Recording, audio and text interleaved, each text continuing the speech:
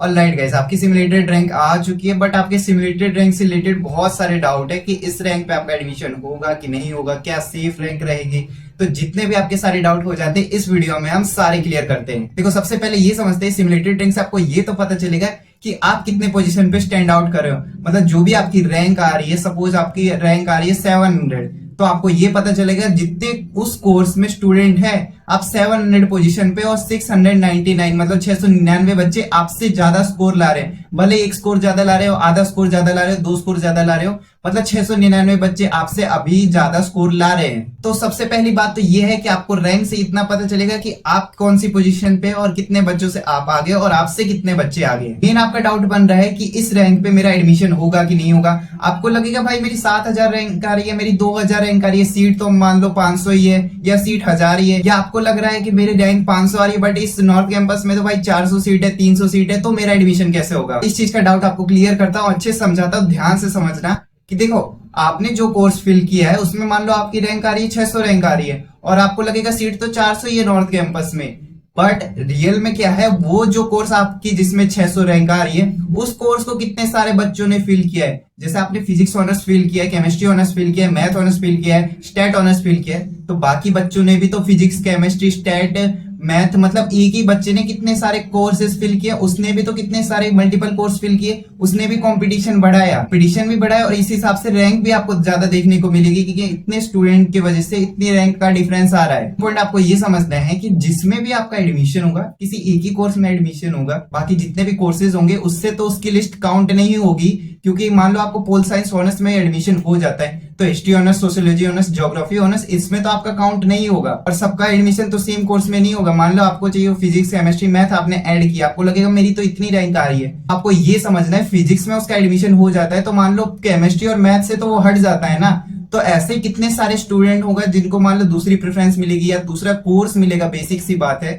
तो इस हिसाब से सब वो छटते जाएंगे। तो आपको ये नहीं सोचना है भाई 800 रैंक आ रही है, सीट तो 500, ये तो कैसे सिंपल आप लॉजिक लगाओगे तो इस हिसाब से तो मेरा एडमिशन हो भी नहीं पाएगा। बट बात ऐसी नहीं है कि सिंपल सी बात है कि बहुत सारे स्टूडेंट है जिन्होंने मल्टीपल कोर्स फिल किया है तो उनकी रैंक भी आपको एक साथ दिखा रही है, बट उनका एडमिशन तो सिर्फ एक ही कोर्स में होगा। और मेन आप अपना सोचते हो कि आपके रैंक की वजह से एडमिशन होगा, तो सिंपल सी बात है भाई, देखो रैंक की वजह से आपको एग्जैक्ट नहीं पता चलेगा कौन सा कॉलेज है। आपको ये भी कोई नहीं बता पाएगा कि रैंक की वजह से आपको कौन सा कॉलेज मिलेगा, क्योंकि मेन जो हो जाती है आपकी प्रेफरेंस हो जाती है और दूसरा चीज है आपका स्कोर। उसी से पता चलता है कि भाई हाँ, पिछले साल इतने स्कोर पे अगर इसका एडमिशन हुआ है, इतने कट ऑफ गई है, तो आपका उतने आइडिया लग जाता है कि उतने स्कोर पे आपका एडमिशन हो सकता है। रैंक की वजह से आपको ये नहीं पता चलेगा कि मेरे को नॉर्थ कैंपस मिलेगा या साउथ कैंपस मिलेगा, क्योंकि आप सिंपल सी बात सोचिए, इस बार तो आपको कैटेगरी रैंक भी नहीं देखने को मिली, सभी स्टूडेंट की रैंक एक साथ भी है और उसमें गर्ल्स स्टूडेंट की भी रैंक आपको देखने को मिलेगी, क्योंकि उसमें तो रैंक तो सभी कोर्सेज की वाइज दिखाएगी ना, कॉलेज वाइज तो आपको रैंक नहीं देखने को मिलेगी